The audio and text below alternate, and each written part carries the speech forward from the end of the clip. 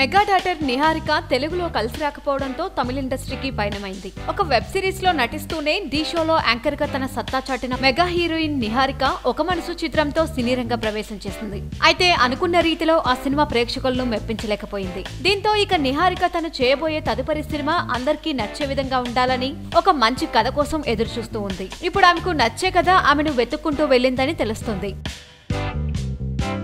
తమిళ దర్శకుడు అరుమురుగన్ విజయ్ సేతుపతితో సినిమా చేయాలనుకుంటున్నాడు. అయితే heroine character కు నిహారిక అయితే బాగుంటుందని ఆమెను సంప్రదించడం, దానికి ఆమె ఒప్పుకోవడం కూడా జరిగిపోయిందని అంటున్నారు. ఇక ఈ సినిమా షూటింగ్ మార్చి 6 నుండి జరగనుందని సమాచారం. మరి ఈ సినిమాతోనైనా నిహారిక తొలి సక్సెస్ ను అందుకుంటుందేమో చూడాలి.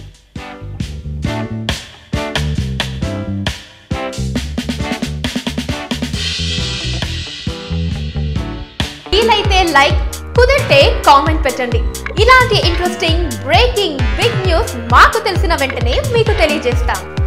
దీనికి మీరు చేయవలసిందల్లా ఇక్కడ కనిపిస్తున్న సబ్స్క్రైబ్ బటన్ ని నొక్కి సబ్స్క్రైబ్ అవ్వండి.